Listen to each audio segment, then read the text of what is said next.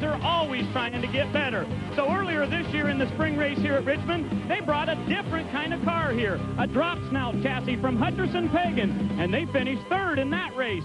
So you would think they'd bring that car back, right? Well, no, because in their continued pursuit of perfection, this team brought a different car. This is a Laughlin car, and this car finished fourth at Indianapolis Raceway Park earlier this year. But Matt says it's a very, very loose race car here at Richmond, and they qualified 30th, a long way to go to get to the front. Dale Earnhardt Jr. rolls off 20th in a car they call Stepchild. This car has won the last 2 fall races here at Richmond. But in the spring, Junior crashed this car in practice. They had to go to a backup car, and he wrecked that car in the race. They finished 32nd. Little Lee has not led in 3 of the last 4 Busch races, and he knows to keep his point lead, he's got to get to the front and stay there.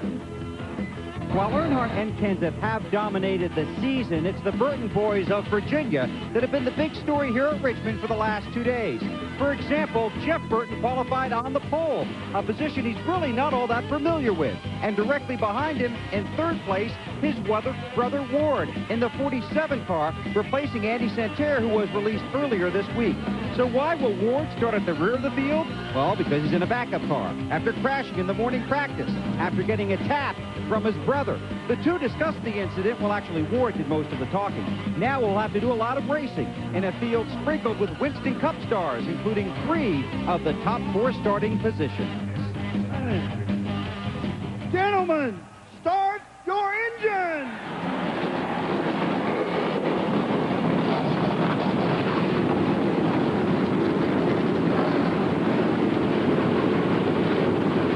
Coverage of the Autolite 250 on Motor Racing Network.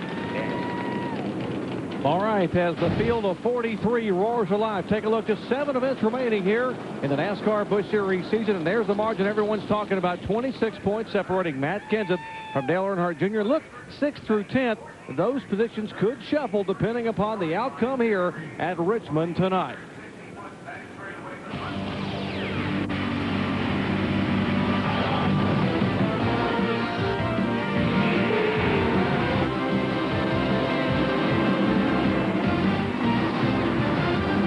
ESPN, the worldwide leader in sports, and the National Association for Stock Car Auto Racing welcome you live to the ultra-modern Richmond International Raceway for tonight's 19th running of the Busch Series Grand National Division Autolite Platinum 250.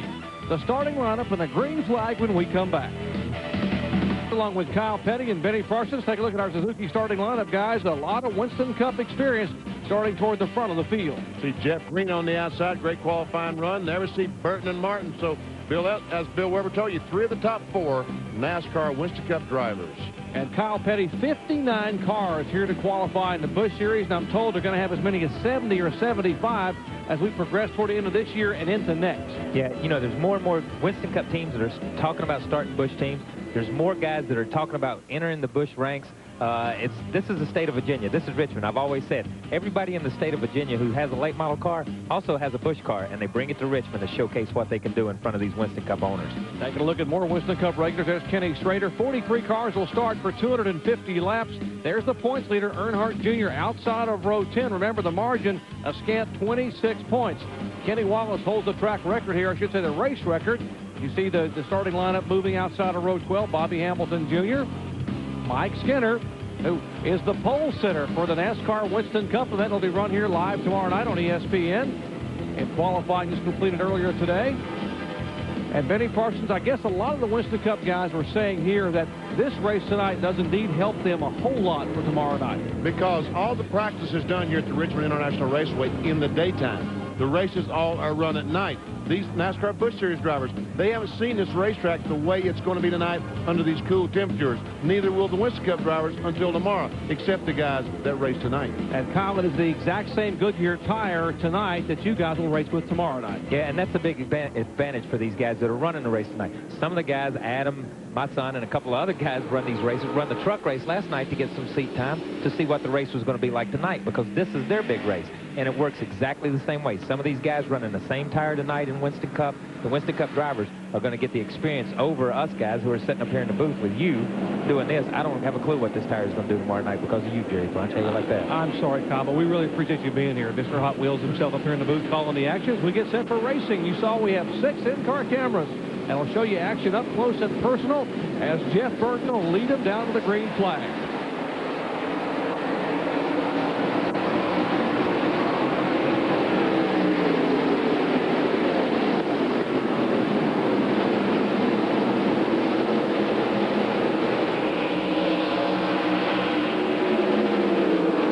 Oh, we almost got some contact between the 37 of Kevin Grubb and the 50 of Mark Green.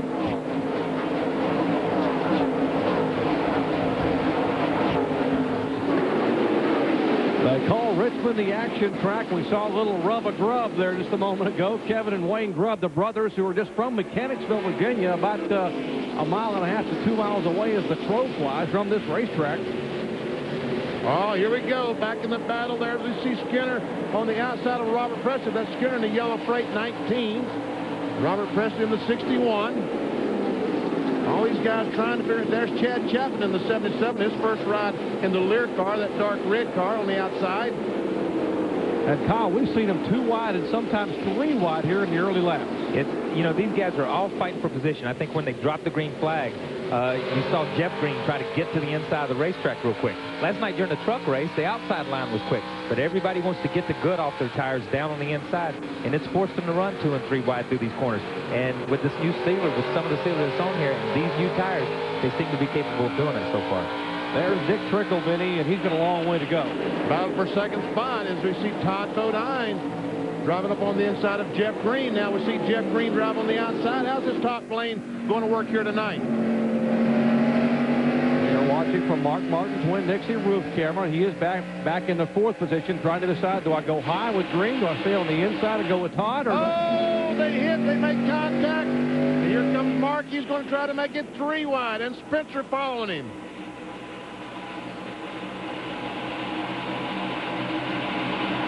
Mark Martin deciding, Kyle, I better get by this wreck before it happens. You know, right now, the outside groove is just a little bit better, and it's a little bit tackier because of the sealer. Todd got in that corner just a little bit hot on the slick part of the racetrack, and all but just took himself and Jeff out. Did a great job of staying off of Jeff. These panoramic views of the action up front, courtesy of the fine folks at the Outlaw Copter Cab, flying high above Richmond International Raceway. Oh, Mark about got into Todd Bodine once again as we ride along in the Winn-Dixie Ford. And now look at Kevin Grubb driving up on the outside of Jimmy Spencer. That's a battle for the 5th, 6th spot. And there's that outside line working, and nobody runs outside line better than Jimmy Spencer, and he's getting passed on the outside. Got a car. Chad Chapin spins right at the start-finish line, and there's the car. He's got it straightened up, and a lot of cars slowing down. No caution flag. He did a complete Joey Chitwood-style 360 in that Lear Ford. Got it going in the right direction. No one hit him, and we are none the worse for wear. And we see all that smoke. Very similar to something happened the last night in the NASCAR Craftsman Truck Series.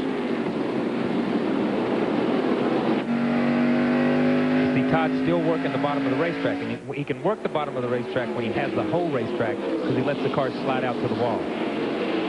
Show you again that spin we're talking about just a moment ago. The 77 car right there. Chapman goes round.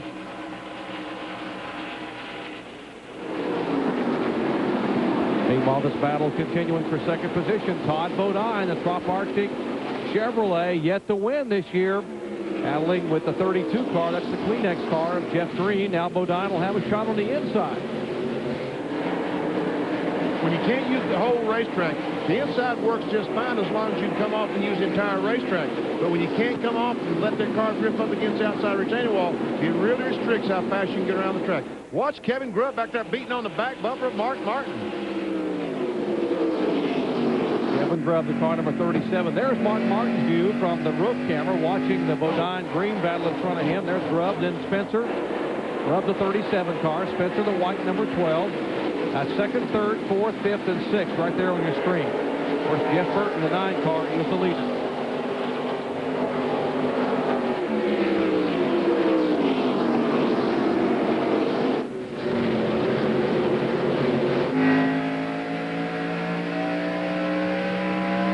Martin, the Winn-Dixie Ford. Camera on the back bumper looks back at Kevin Grubb.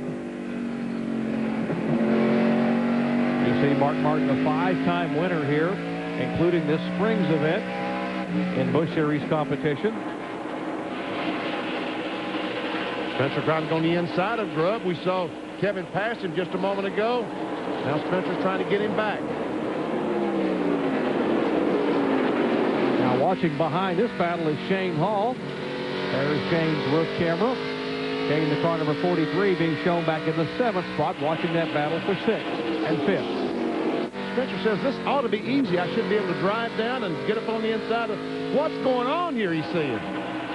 Kyle, what's going on? Yeah, it's a totally different racetrack than it's ever been before. I've never seen the outside groove work like it did last night in the truck race, and it started and picked up in the same position that it left off. That outside groove is really working.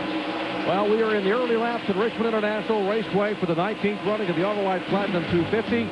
And Jeff Burton, who was our pole sitter with a brand new car, is showing the way. Green, Bodine, Martin, and Kevin Grubb rounding out the top 5. We'll be right back.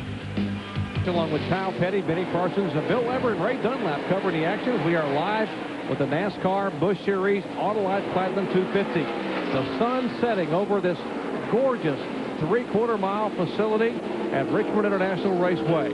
Now here is Matt Kenseth in the car number 17, who started back in 30th position and now is being shown in 27th. So he hasn't made a whole lot of progress, struggling to make a pass. Trying to get on the inside of Mike Skinner and take that spot away. That would only be 26th position. And he's having trouble with Skinner doing that. I think track position with the outside lane working the way it is going to be crucial here tonight, Kyle. Yeah, track position is always critical on a short track, but it seems, some sparks coming off the 00. He's got a flat left front. Flat left front right there. Buckshot trying to get the car down to the inside. Will be coming down pit road to the attention of Ricky Pearson and company. Battle for third happening simultaneously. Todd Bodine trying to hold off, and Mark Martin has an opening now on the inside. See if they can make it stick entering turn 3, and they both slip a little bit. And a battle for the lead. Here's Jeff Green, that Kleenex car on the outside, and goes by Jeff Burton and takes the lead. And Martin will have Bodine by about a foot at the start-finish line. Now Todd Bodine moves back to the high side. Now Martin awfully good coming off turn 2 last time by. But like you said, Kyle, he has to pinch the car down and can't get back in the throttle. Yeah, you see right dead in the center of the corner, they're almost even. As they start up off of it, the outside line just has the momentum, and he carries that momentum down the length of the straightaway and is able to get the preferred line going in the corner, which is right now the high side.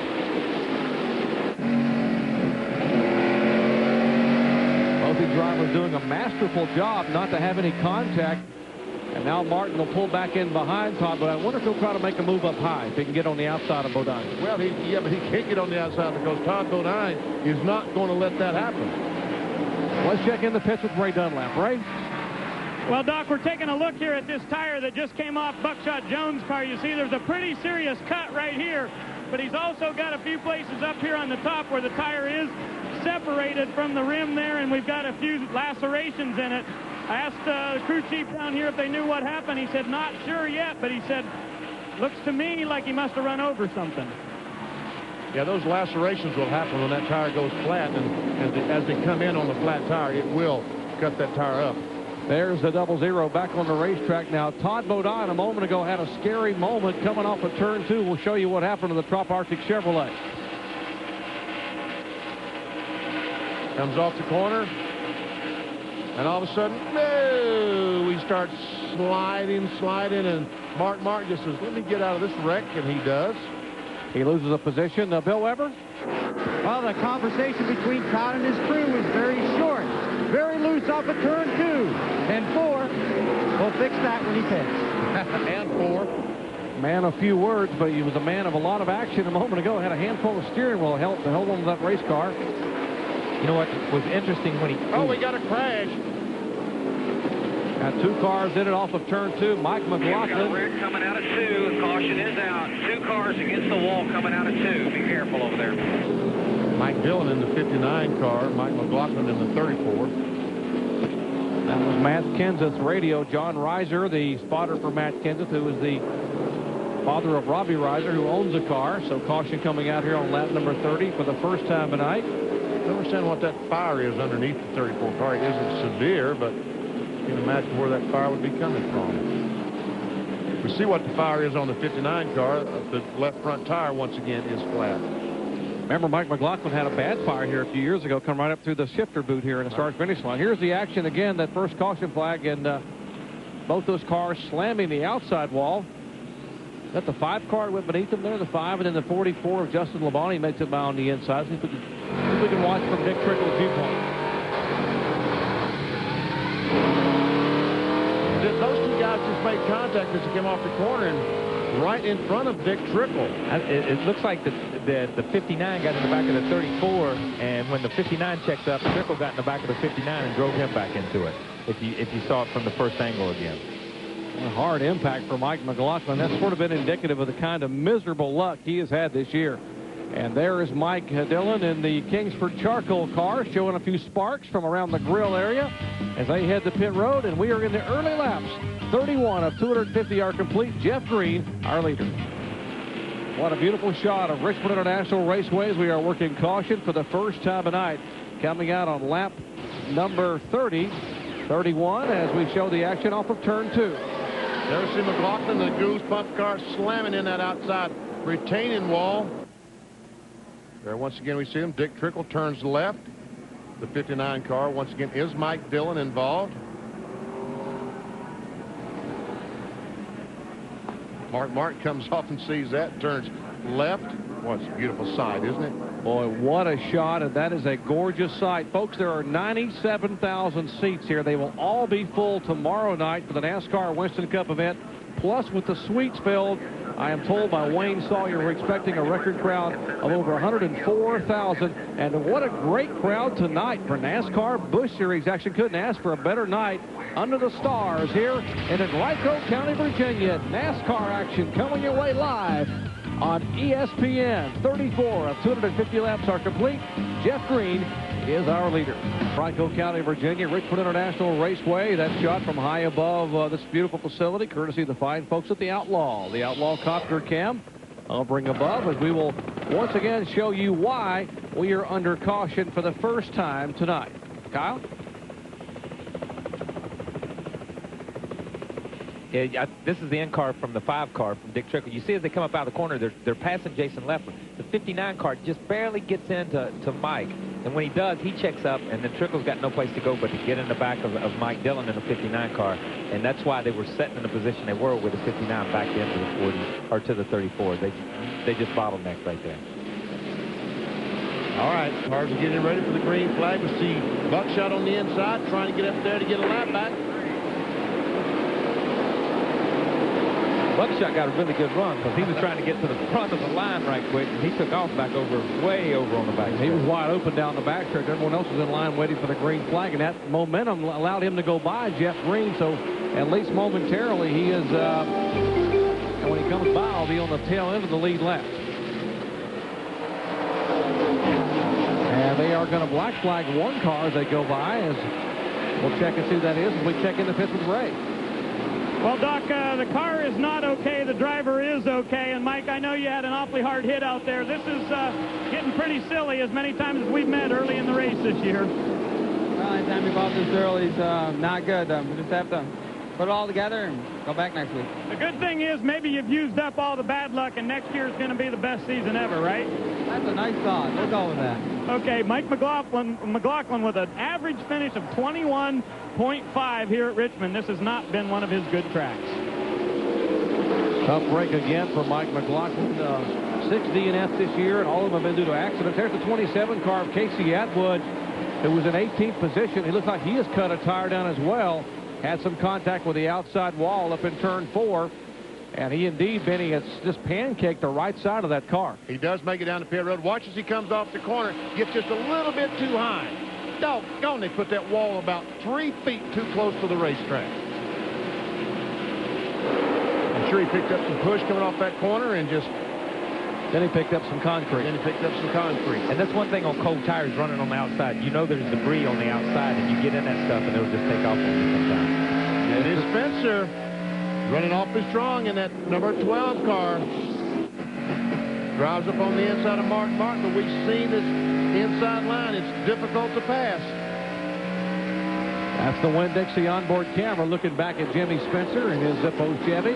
Mark Martin in second spot. Now Spencer has the car. Left side tire down underneath that yellow line. But as he heard Benny say, he could not make it stick. A lot of these cars are working really well on the bottom of the racetrack. They're just not going anywhere on the bottom of the racetrack speed-wise. Like I said, the outside line, we just harped on it all night long. There just seems to be a lot of momentum up there to carry these guys up off the corners and down the straightaways.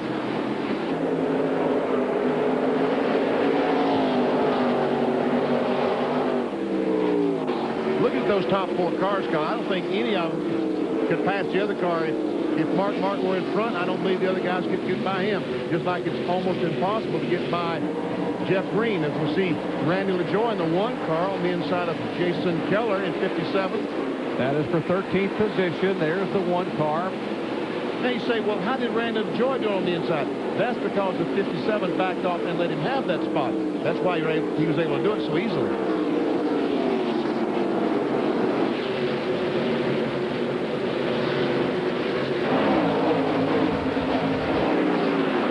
These cars circulate. Will remind you the banking here in the turns is 14 degrees. That's not a lot. 8 degrees on the front straightaway, 2 degrees on the back stretch. Basically a D-shaped 3/4 mile oval. There's Earnhardt Jr. running right up on the back of the 98 car. That's the Lysol machine of Elton Sawyer. That is for position there, battling for 9th spot. And we see some damage. Kyle mentioned, saw it just a moment ago, some damage to the right rear of Dale Earnhardt Jr.'s AC Delco Chevrolet. Started back in 20th position. You see his progress now. He was being shown in 10th spot at lap 47. That's where he rides right now. The 98 car in front of him is 9th. The 43 car behind him, that's Shane Hall. He is in 11th. Now there's the damage that Kyle was talking about. Yes, it looks like somebody just got into his right rear corner, and the quarter panel's just pushed out right there. The bumper's in as he picks up another position here. I mean, he's coming to the front. He's one of the few cars that's able to pass on the inside or the outside and is making some steady progress through some really good race cars.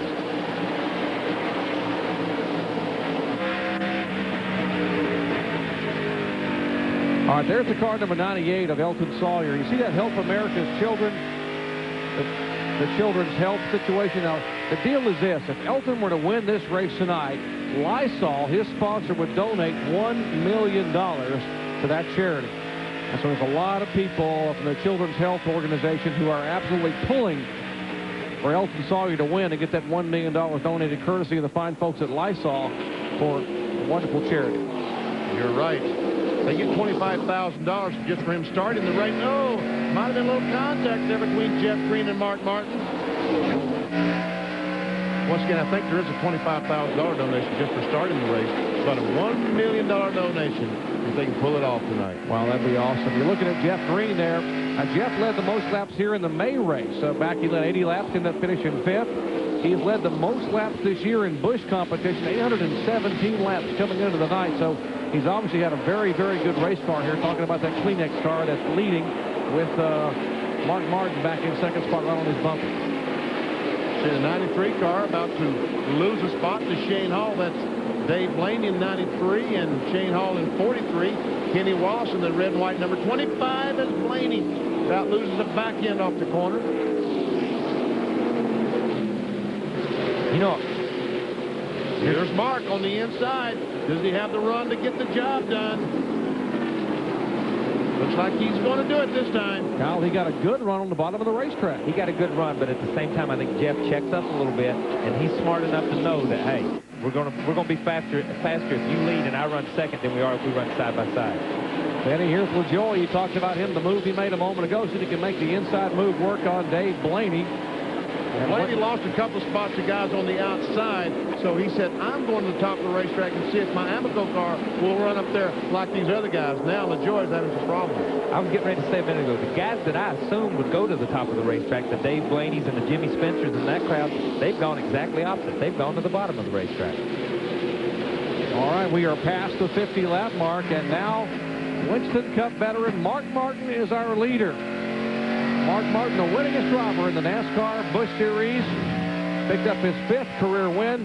for the season last week at Darlington. He is showing the way tonight at Richmond International. Back with more in just a moment. Raceway, beautiful 3/4 mile facility, stacked with about 60,000 tonight for the NASCAR Busch Series event. Over 103,000 will be here tomorrow night for NASCAR's Winston Cup event, the Exide Batteries 400. See Jeff Burton trying to take over that 3rd place from Jimmy Spencer. That is Jeff in the number 9 yellow car. Spencer number 12. See Todd Bodine in 66. And here comes Dale Earnhardt Jr. in that AC Delco Chevrolet trying to take over 5th spot. Earnhardt Jr. started way back in the field. In fact, he's back in 20th starting position, now moving into 5th on the inside, or trying to, inside of Todd Bodine, and that would certainly help him in this points chase. Now, you got to wonder, the tires sort of coming in now for Earnhardt Jr., right, Ray? Well, they really are, Doc. You know, one thing we were talking about at the top of the show, Kyle said about guys that learned from the truck race last night. Well, Dale Earnhardt Jr., of course, didn't run the truck race, but Ron Hornaday did, and they've learned a great deal. They know that Earnhardt's car's fast on the top or the bottom, but they said they learned last night that the tires pick up a lot more rubber when you're running at the bottom, so they've told Little E to move towards the front. And, guys, I'll tell you what, that 45 car has really made a move, so Adam must have learned quite a bit last night. And hey, inside. We know how he races. If we got to let him go, we'll let him go. That's Chris Hussey telling him. Keep running your line, buddy. Still inside. And take a look at, give a call to 19-year-old Adam Petty. Started 43rd, Benny, and he is weaving his way through traffic like a master. And he did a terrific job in the NASCAR Craftsman Truck Series last night. Ended up wearing top 10, didn't he, Kyle? Yeah, he ended up 10th last night. He did it last night in a Dodge pickup. He's doing it tonight in a Chevrolet. I'm thinking about letting him drive my Pontiac tomorrow over here in the Winston Cup side, because he's done an incredible job. Oh, he has. Give a call to the young man. And there is Earnhardt Jr. making another pass. That's where position puts him in 4th spot. Now, where is Matt Kenseth, who is chasing him in the points? He is being shown back in 24th position. Kenseth started 30th. Now make it 23rd as he has made a pass and trying to work on the 15 car of Kenny Schrader for position. And Schrader is trying to work on Wayne Grubb, Kevin's brother. That's Wayne in the 83 car, Schrader in 15. And Kenseth has his hands full tonight trying to get around Richmond International Raceway. Just 7 events remaining, 6 after tonight to decide the NASCAR Busch Series title for 1999. Of course, both Kenseth and Earnhardt Jr. will be going full-time to NASCAR Winston Cup next year, so neither will be a factor. Basically, for both drivers, their last chance at a Busch Series championship. Speaking of the guy who won the title last year, Earnhardt Jr., as you watch Kenseth get beneath the car, here is Earnhardt's 3 car trying to move in on the Zippo Chevy of Jimmy Spencer. That would be for 3rd position. Let's see if Earnhardt can make these passes on the bottom. He gets pretty good run off the bottom. I think Jimmy's going to let him go. I get that feeling. No. It looked like about halfway down the straightaway, Jimmy had the idea he was just going to let him go off in the corner, and then he just drove off down in there. Little E, very, very smooth. As you heard Ray Dunlap say a moment ago, they learned a lot from Ron Hornaday running the NASCAR Craftsman Truck event last night. And Earnhardt, very deliberate, very smooth, Kyle, on those tires, getting in and coming off the corner. Yeah, incredibly smooth getting in the corner. And if you watch him, he waits all the way around the corner, and he runs a straight line up off the corner. He's not letting the car drift out and turning it at the last minute when he gets to the wall. He's running a dead straight line, which is being very, very easy on the tires. Jeff Burton drops back another spot as Todd Bodine in the 66 takes over the 5th position. Trev Holsitter has dropped back to 6th spot.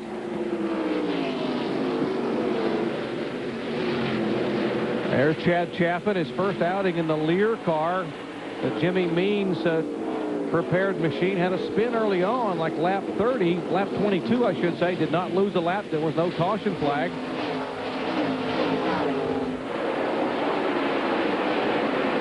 As he goes by the 17 car for position, putting himself in 22nd spot.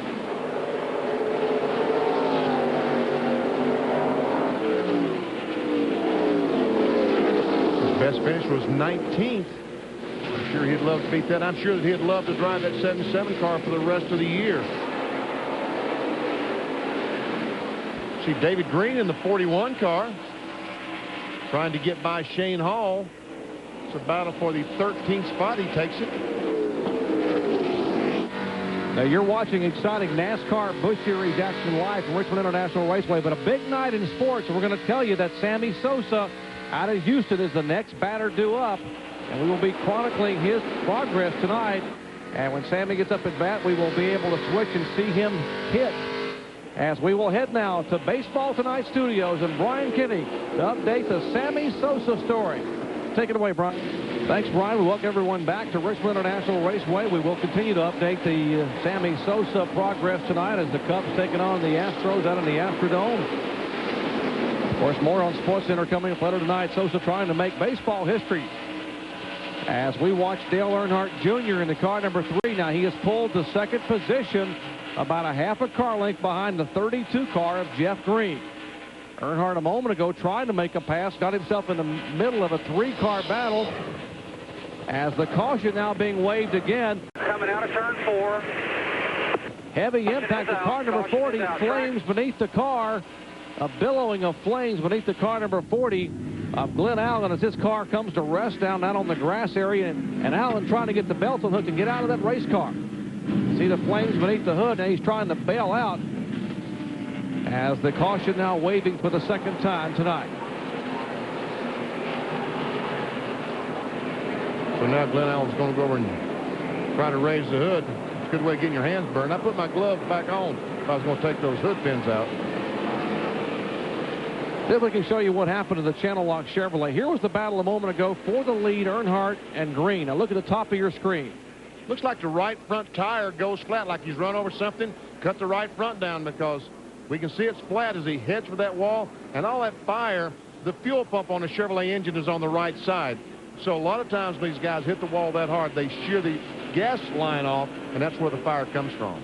And it continues to pump fuel out, and now you see the fuel ignite. And look as the car comes right at our camera at the start-finish line. Watch the flame just boiling out from beneath the right side of the hood. See Spencer going by on the inside. Here comes all the leaders down pit road. 35 miles an hour headed to you, Ray. Dale Earnhardt Jr. on his way down, moving all the way up to second place. The 3-car hits the pit stall here. Earnhardt says he's very, very happy, so they don't plan to make any chassis adjustments here. Right side tires go on, fairly routine here. Looks like everything's okay as they move to the left side. First can of fuel is in, now to Bill Weber. Jeff Burton has the best position on pit road. He needs more air pressure in his front tires to go faster earlier in the run. He wants a half pound out of the rear tires because the car's been too loose. They also made a wedge adjustment and bumping up the rear spoiler. The car's already off pit road. Long stop for the 9. Todd Modine has a tire in front of his car, and now Burton runs into him. Wow, close quarters in the pits. This is the first caution flag of the night where we've seen the leaders on the pit road. Actually, second caution flag of the evening, but the first time we've seen everyone come down pit road. As you heard our pit announcers chronicle the adjustments, a lot of adjusting going on in the cars, particularly in that 9 car, who was our pole sitter. Air pressure up in the front, down in the back, a wedge adjustment. So a lot of changes being made here on this first stop.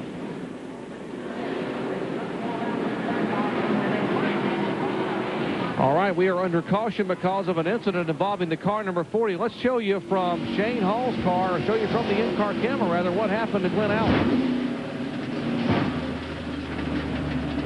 Ouch. Hard impact for Allen, and now you see the flames beneath the hood. As where is Glenn Allen walking back behind pit wall. We'll come back and chat with him in just a moment. Like at Richmond International Raceway, that's what's left of the car number 40, the Glenn Allen car. Caution came out on lap 82. We're going to show you what happened to the car number 40 of Glenn Allen. He's up between 3 and 4, and for some reason, I guess they run over something, cut the right front tire down right in the middle of the corner. The tire goes flat, and into that wall he goes. I think he knocked the gas line off as he hit the wall, and we see the flames out that car from our speed shot. Watch as the car goes by, hitting the wall, on fire. Kyle, you commented in commercial, it's that second lick that really hurts. Yeah, like Benny said, it's not the first lick. This lick, the thing goes down on you right here, and it goes up, and you're braced, and it hits real hard. Then it's this one right here. Even though the second one doesn't seem too bad, you've got no air in your body, you've got nothing. You've already lost that tenseness, and you're just flopping around in there. All right, pit stops have taken place. Let's check in the pits with a review with Bill Weber. Well, first of all, for Jeff Green, his car was very loose, so they made a track bar adjustment. Obviously, they took 4 tires off and put 4 new ones on. Well, Todd Bodine, who's pitted directly behind the 32, picked up one of those tires when he left the pit.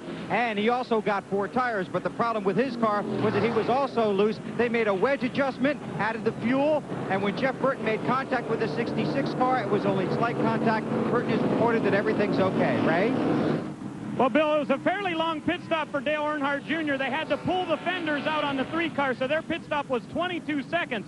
But for Mark Martin, a very good pit stop, 17.4 seconds. They went up 1 round on the right rear. Mark says this car is very good. Mark now goes out in 2nd place. Earnhardt loses a few spots. He'll roll off 5th. All right, let's look at pit summary. Take a look. You'll see there, you'll see Burton's problem coming up in a moment. Jeff Green in first, out 4th. You see the transition. Earnhardt 2nd to 5th. And there's Burton's problem, 6th to 7th. Only 1 spot as Kenny Schrader will lead him down. Restart here on lap 91. Buckshot Jones, once again, the 00, trying to get a lap back. Schrader now trying to hang on. Gets a serious challenge from Mark Martin up the back straightaway. They are 2 by 2 and really jumbled up coming off turn 4. Well, that's a recipe for disaster right there. Cars side by side, faster cars in the back trying to get to the front. 59 car of Dillon on the inside. You see the Kingsford car. He is 3 laps down in 40th spot. He was involved in a tangle on the first caution of the night back on lap 31. There's Mike Skinner, 19 car. He's a lap down, I believe, trying to get a lap back.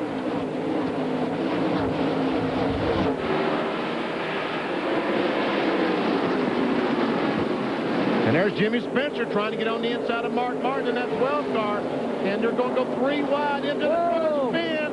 We got Earnhardt Jr. Stay the high side. Stay high. Stay high. No, it's Bobby Hamilton Jr. Oh, and right up in front of Adam Petty.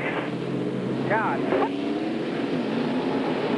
Heavy impact as the car came right up across the racetrack, and he gets punched hard by that sprint car, the Adam Petty machine. There's Hamilton Jr. pulling away. You see Adam unbuckling. Fortunately, you see him moving around in the car because that was a hard lick. And you called it. How bad is it, Chris? Chris can't see it. Unfortunately, the spotters here are down in turns 1 and 2. I don't think Chris can see it. Watch as we see 9 car of Jeff Burton go up and just touch Bobby Hamilton Jr. The 22, around he goes. Burton finally still locked together. Man, this is forever. Finally, Burton is able to get by with damage to his car. Now then, Hamilton's car right here. The wheels are turned to the right, so when he comes to a stop, he turns right across the racetrack. Comes right up in front of Adam, and Adam has got a car above him and a car below him, so Adam couldn't go high or low. Here again is the contact between the 9 and the 22. Kyle, look how long Burton stayed on the side of this car. Yeah, and he just drove in. You see Burton's car tore all the pieces right there. And then Bobby goes back up the racetrack, and they're already 2 or 3 wide, and these guys have got no place to go, the 45 and the 89. Jeff Fuller comes down, and he will also tag Adam once again from the Outlaw Copter cam high above. There's the contact, middle of your screen. The 22 car sideways. But it looks like normally Jeff Burton, a car, you stay in the throttle, and the car will actually move away, and you can go on. But that car wouldn't go anywhere. It wouldn't go anywhere. It was just sitting sideways, then was sliding sideways across the racetrack. Normally, you'll push the rear end out of the way, but not there. And, oh, man. And here comes Fuller in. He gets into contact as well with the 45 car. Now from the Lysol in-car camera of Elton Sawyer riding behind the Bob Evans car right in front of him. You see the smoke. There's the 9 pushing the 22. He's able to get through, and look at Landon LaJoy just about crashed up in the 3rd corner.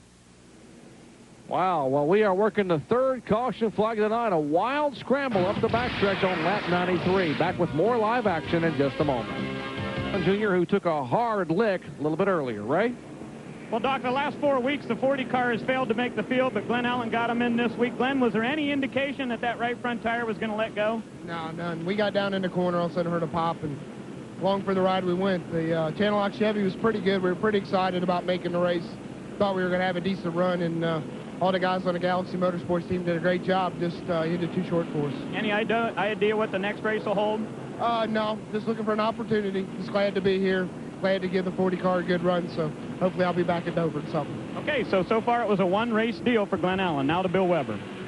Well, Jeff Burton has been on pit road 4 times. He just left. Obviously, they've lost a tremendous amount of track position. They're maintaining that most of the damage is just sheet metal damage. They had to make a number of tape patches to put on the front of the car. They had to be very careful not to cover up the air going to the radiator or the air going to the brakes. They did not change tires. Buddy Parrott himself over the wall underneath the car, checking to make sure the suspension and everything else is okay. Burton says the toe is not a problem. So he thinks they might be able to work their way back to the front. Remember, he's working with a brand new crew chief for just the second week, Steve Hibbert, who is working his second race with Jeff Burton. He came down from the Busch North Series after Tommy Morgan went up to the Cup Series from Roush Racing. Let's go to Ray. Well, Adam Petty, I should say, just walked out, finished 28th here in the spring. Another short night for you. Tell me what happened out there. Just a lot of smoke and a big wreck in front of me, and I didn't have nowhere to go. Nobody's fault. We had a great car. We took a provisional and came all the way up to 15th and worked our way up. We just needed long green flag runs, and we had a bad pit stop and got in the back and of the pack and trying to work our way back up and got caught in a wreck, and just short track racing, man. But it was pretty fun making all those passes, wasn't it? It was a lot of fun. It just shows what a great team I have. You know, Chris Huzzy came on board today, and we're really pleased to have him on, and we're just trying to get to the front, and we were doing it. Okay, still got a smile on his face. Adam Petty walks out of the infield care center. Boy, from 43rd to 15th, he showed a lot of talent here tonight. Unfortunately, got called in the situation. And he said right there, Kyle, what happened was they had a bad pit stop, and they were back there where they shouldn't have been. Yeah, and, you know, it's like you say, you got a lot of guys, you watch the race, and you watch what goes on, and you can take half these guys on pit road and take them out of the race because they just have bad pit stops week in and week out. And that shows how much of a team sport it is. It's critical. Once you're doing it on the racetrack, you got to do it on pit road, too. There's Steve Hibbert trying to get the adjustments made to the car number 9, the track gear Ford, who was our pole sitter. We are working the 3rd caution flag tonight. Jimmy Spencer is our leader after 100 laps. Hey, here at lap 103 of 250 in the Autolite Platinum event tonight. Well, Jeff Green just is trying to be passed, or Dale Earnhardt Jr. is trying to go by. It looks like he's going to be able to get it done. And there's Kenny Wallace, a Duraloop car on the inside of Jeff Green. Right now, Green is hung up behind, I think, Kenny Schrader. He finally goes down to the inside of Schrader to try to get by as Kenny Wallace now gets on the inside of Schrader. Jeff Green was an early leader here, started on the outside front row. Now after that round the pit stops, finds himself mired back in traffic. Oh, and Blaney crashes hard. And Todd Bodine is involved. Shane Hall is involved. There's an impact from Tony Raines. So 4 cars. Kenseth made it through. And here comes Spencer down the take the caution flag for the 4th time tonight. Coming out on lap 106.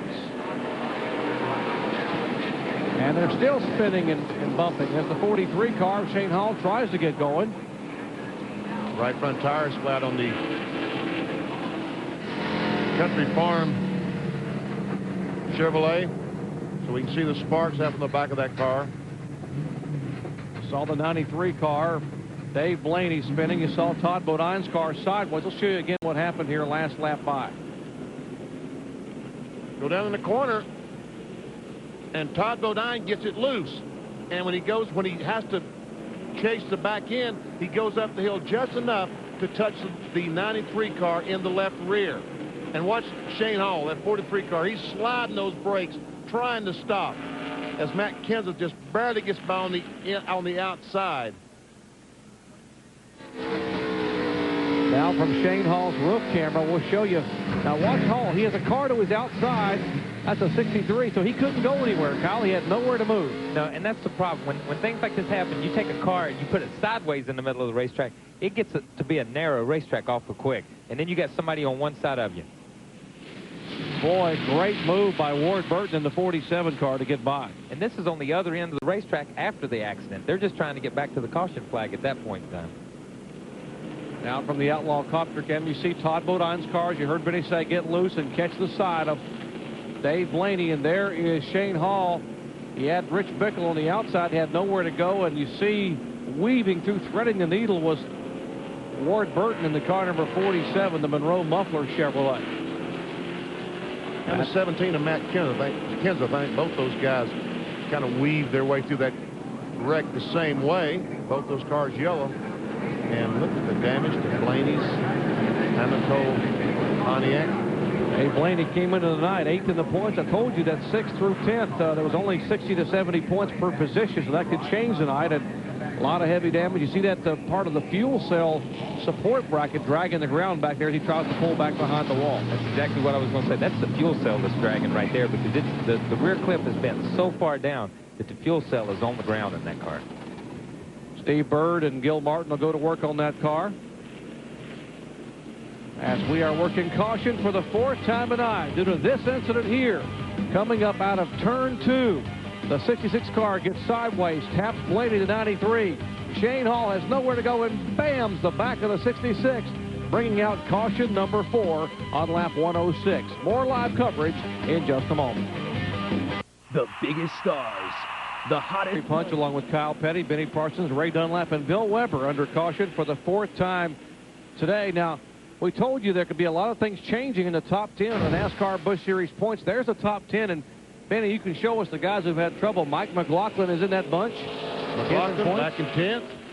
Also, Todd Bodine is on pit road right now. Dave Blaney doesn't look like he's going to be able to get back on the racetrack tonight. Well, he may be able to get back, but it's going to be several laps before he gets back out there. All right, and speaking of Dave Blaney, our Ray Dunlap has caught up with him, right? Well, Doc, this team had a great race in the spring here, finishing 10th. And, Dave, I know you had a good car tonight. Looks like an awful lot of damage there. Yeah, we were fair. We're just kind of hanging in for now, trying to get it better. But, yeah, I don't know. Just got ticked a little bit in the way it went. But, man, we didn't need that. I know 8th in points. This is the last thing you wanted to see. To have this much damage, going to lose quite a few laps, I'm sure. Yeah, we've been pretty consistent lately. Had some good finishes, mostly top 10s. And I'm sure we had a top 10 car tonight. We got it just a little bit better, but just trying to get sorted out there after restart and got nicked. Okay, good bit of work left to do here. Now to Bill Weber.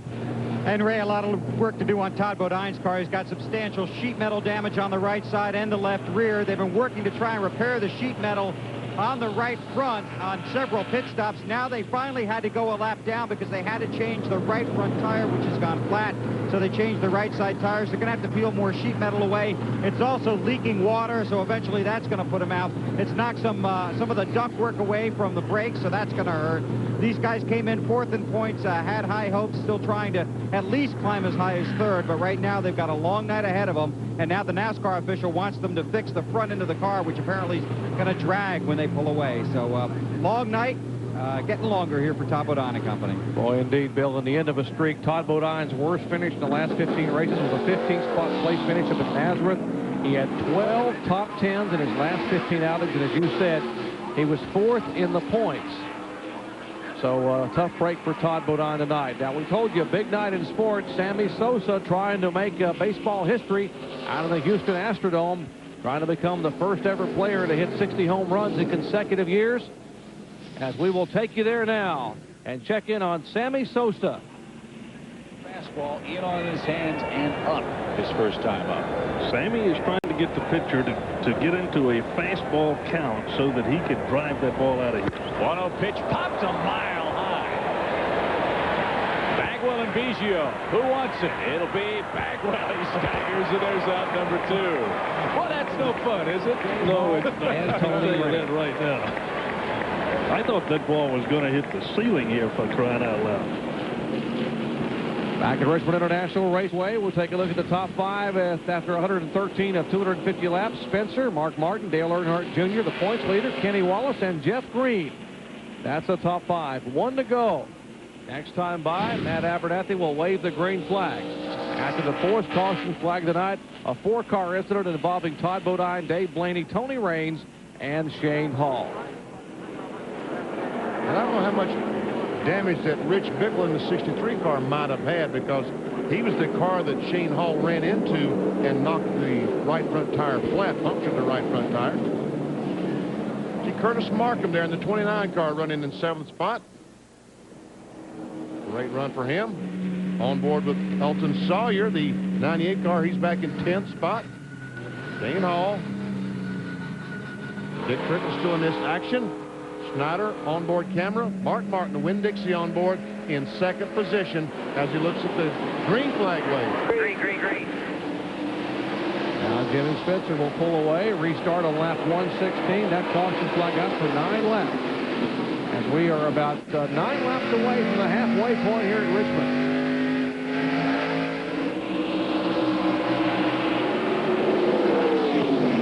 Mike Dillon on the inside, trying to get back up front. Mike Dillon is still laps down, still 1 lap down. And there's Earnhardt Jr. going for second spot. And he's on the inside. Earnhardt Jr. is the 3 car, the blue AC Delco colored car. Now he's on the inside of the 60 car, Mark Martin. But they have a couple of lap cars right in front of them, Mike Dillon and Jeff Purvis.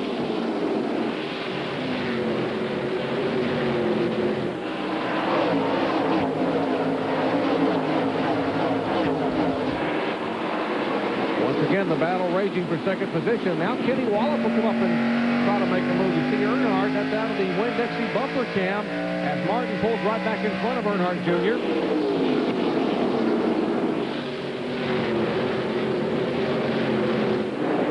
Mike Dillon.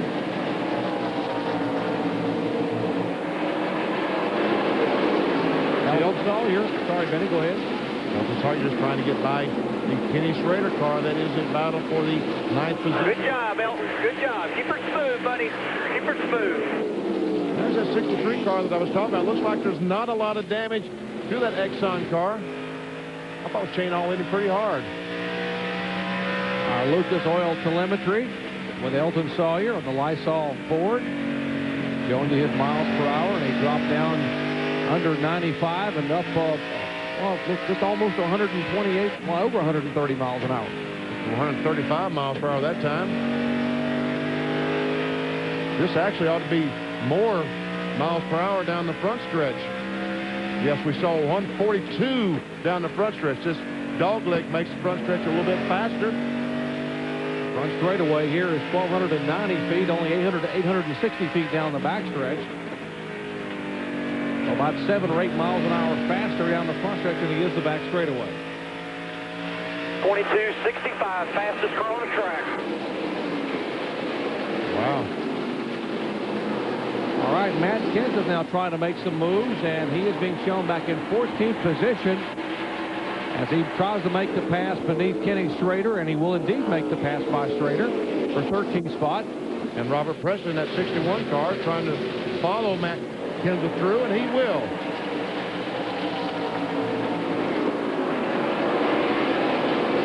So it looks like whatever pit strategy that Schrader had in that Oakwood Holmes car, either 2 tires or just staying out, is not working that well.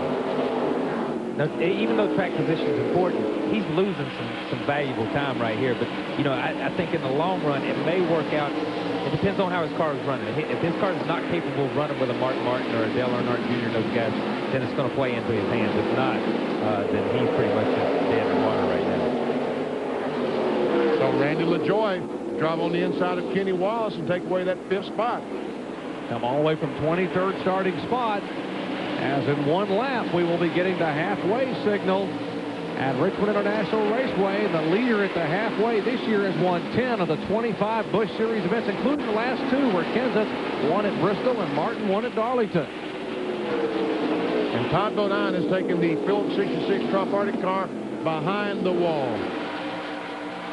And that could indeed shuffle the points. He is in 4th spot, although he has a 133-point margin over Elton Sawyer back in 5th. Turn 2 up here. Caution is out. Car up in the high side of turn 2. Spotters telling their drivers that Shane Hall is up in the outside groove off of turn 2, bringing out caution number 5 tonight on lap 125, exactly halfway. The right rear tire is flat on that car. It looks like that's what might have happened. The right rear tire went flat. He spun the car up in the corner. And gets the car righted, puts it back in gear, and you can see underneath the car, Benny, exactly what Benny is talking about there, the right rear tire. A lot of smoke from that as the safety car will pick up the field. Let's check the onboard camera as he goes down in the corner.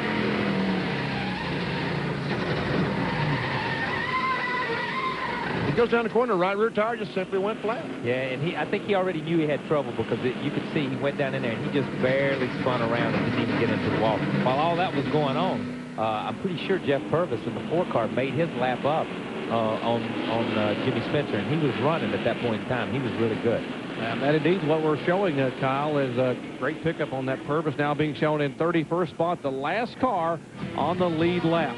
5th caution flag tonight being shown on lap 125. Back with more live coverage from Richmond here in just a moment. Shane Hall's cut right rear tire presented a spin up in turn 2 with him and brought out the caution flag, so we'll get set to go back for green flag racing. We are showing lap 131 on the restart, but the caution, I believe, came. Go. Mike Dillon, that 59 car, went up, touched the 12 car of Spencer, trying to get a lap back. It looks like Mike Dillon, that Kingsford car, has a pretty good race car tonight. Unfortunately, he was involved in a spin back on lap 31 where he got tapped, and that cost him 3 laps. He and Mark Martin get together. There was definitely contact there a moment ago, going up off the corner. And Earnhardt Jr. gets by Mark Martin, goes in that 2nd spot.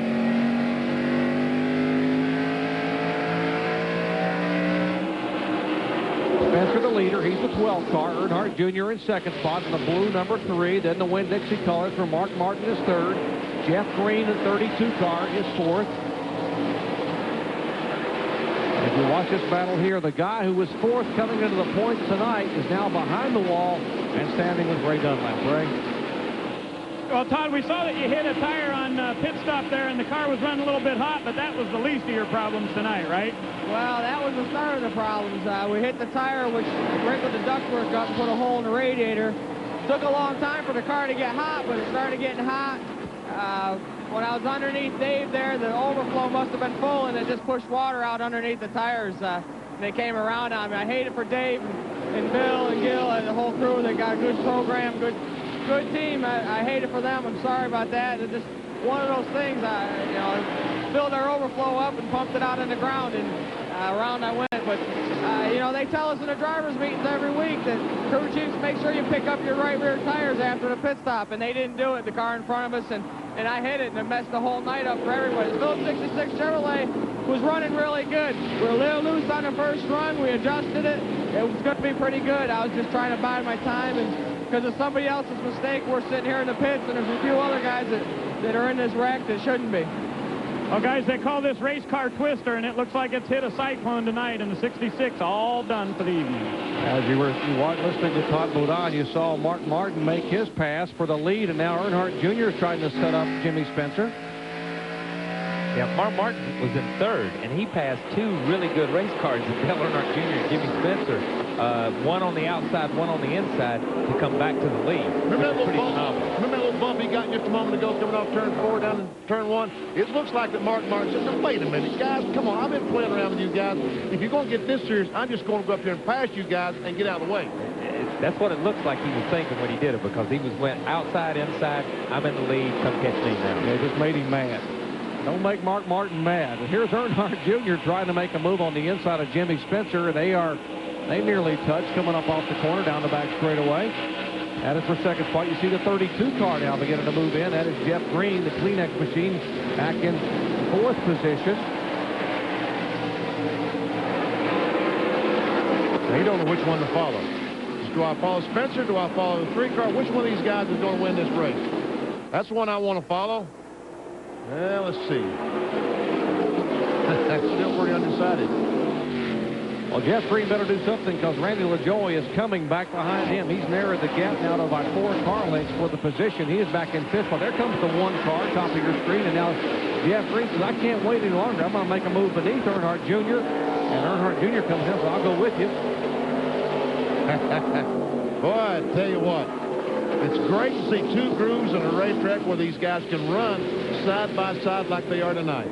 But the problem with them running side by side like they are right now, they're racing as hard as they can race. Mark Martin's racing as hard as he can too, and he's pulling away from them. As they race side by side, they're 1 mile per hour slower than Mark Martin. And the interval now is drawn to a second, over a second and a quarter for Mark Martin. And there is Matt Kenseth battling with the car number 63 tonight. That's the Exxon machine, driven by Rich Bickle out of Edgerton, Wisconsin. They are battling for position. That is 11th and 12th spot.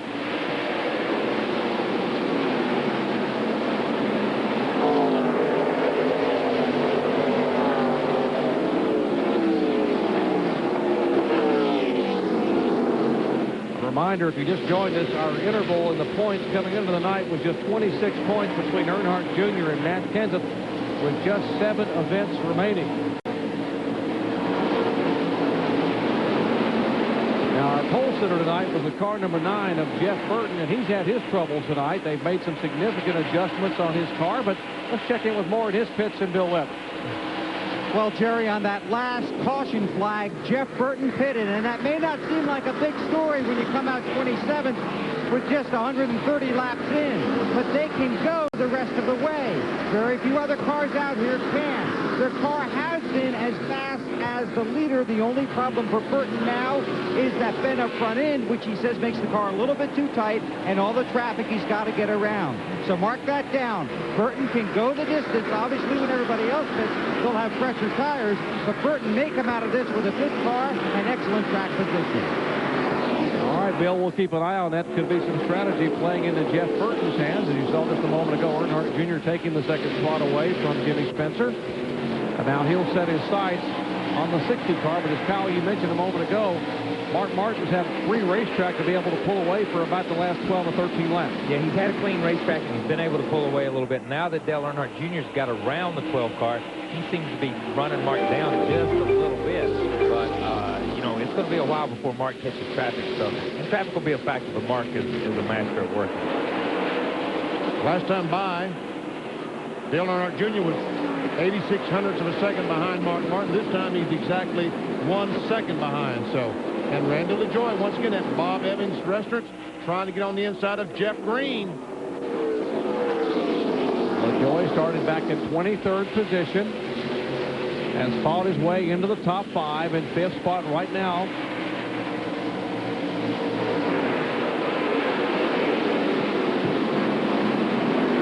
Last 2 times he's been at Richmond, he hasn't fared well. The 15 car, that's Schrader, showing a little bit of smoke from beneath that car. And the Oakwood Chevrolet, that's the Andy Petrion machine. Smoke getting a little bit worse from beneath the car. First, it looked like a gear, some of the rear gears smoking, but I think now that I'm not sure. Looks like it might be coming from the front of the car. Yeah, it's hard to really tell where it's coming from, but it appears to be getting worse. You know, he barrels off in the corner and jumps back in the gas. A little bit of contact. They call it the action track, Richmond, Virginia. And Jeff Green couldn't quite make the move, and he has to get on the brakes, and so does LaJoie behind him. Right now, Jimmy Spencer is holding up the wool. Look at that right front brake rotor, cherry red as these guys hit the brakes hard going down in these corners. Watch this left front. Look at that left front wheel when he goes down the corner. See that bright red? That's the brake rotor just turning cherry red. Right now, Spencer is holding up this group. I think both Jeff Green and Randall LaJoie could run faster, but they got to get by him, and that's going to be a pretty tough task.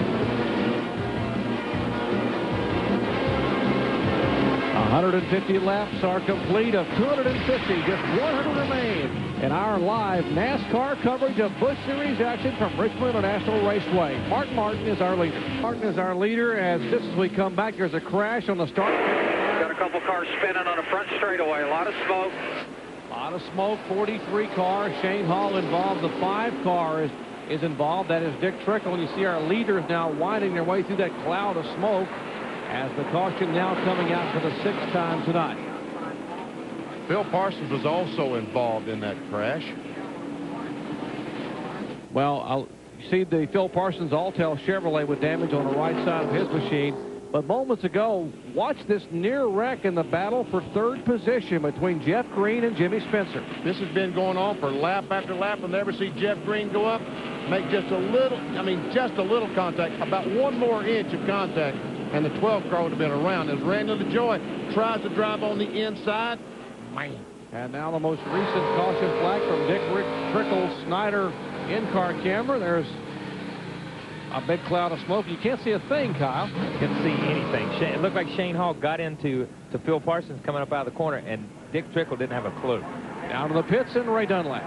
Well, this is Mark Martin's favorite car, old number 54, and he is saying that it is absolutely perfect. They're going to go up a half a pound on the right rear. That's the only chassis adjustment for Mark Martin. Now to Bill Weber. Jimmy Spencer's car has been tight, but he's still been able to keep most of the field behind him. Air pressure adjustment, 4 tires and fuel. He'll be able to get to the finish. Earnhardt Jr.'s away. Spencer's going to try and beat them all off pit road. He will. The 32's right there as well, followed by Martin and Matt Kenseth with a good stop. That was an awesome stop. Well, that's Matt Kenseth radio. Great pit stop for Robbie Reiser and the crew and the DeWalt team as they head back out. And there's a look at the car number 17. Now we're going to show you Shane Hall, who was involved in this incident. Look from his bumper cam looking back up the racetrack. The 5 cars, the Snyder car, right behind this car number 18.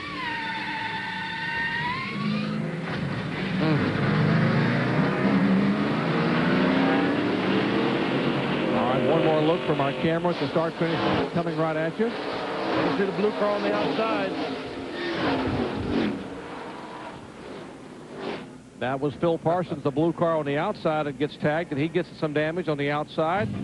Dick Trickle was involved, and Shane Hall was involved. The 3 cars at lap 158 for caution number 6. Back in a moment. Strikeout artist Pedro Martinez. Getting set for green flag action back at Richmond International Raceway. Restart lap 164. And what a scramble we've got toward the front of the field. The 36 car, the Stanley Tools car, is Tim Fedua. He is the leader. And I tell you what, behind that, it's a genuine mess. If we see, there we are, 3 abreast. And the car number 9, Bill Weber, did make a pit stop. Well, a lot of stuff going on out there, but obviously one critical factor was that Jeff Burton did stop on that last sequence, but all they did was make a chassis adjustment and work on the front nose of the car. 6.2 seconds. They topped it off with fuel, track position critical. Burton maybe a contender down the stretch. Ray? Well, Bill, Matt Kenseth gained an awful lot of spots on that pit stop, about 6 or 7 positions. I thought they maybe took on 2 tires. I went down to check with it. Robbie Reiser said, "Are you kidding me with where we're at in the points? No way." They took on 4, but they did gain spots with a good pit stop. Indeed, you see Matt Kenseth's career at Richmond, his best finish 3rd, coming here twice. He's now being shown the 17 car back in 14th position, mired in heavy traffic in the Benny Parsons line. This is a recipe for a wreck, right? This is absolutely a recipe for a crash. Take a look at our AutoZone race recap. Our leader is Tim Fedua. He's led just 7 of the 166 laps so far. There have been 7 lead changes, 6 caution flags for 43 laps. That's why the average speed is down to 82.9 miles per hour. Our lap leaders, aside from Fedua, Jeff Green, Jimmy Spencer, Mark Martin, Jeff Burton, and Kenny Schrader.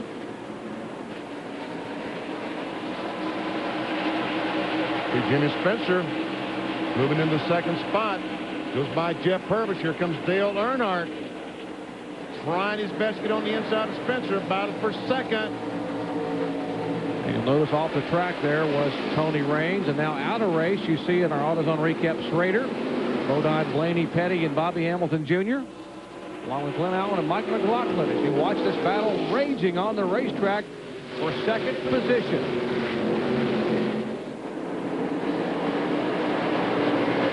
That big mix-up you saw just a moment ago, Matt Kenseth has moved back to 18th position. I think he picked the wrong line. These cars were 2 abreast around there. He got the wrong line, and backwards he went. Battle for the lead. Spencer looks to the inside of the Stanley Pontiac for Fedua. Can't quite pull it off. Fedua has the momentum up on the high line. Now entering turn 1, Spencer will hug the bottom of the racetrack. Door to door. He will open the door for Earnhardt Jr.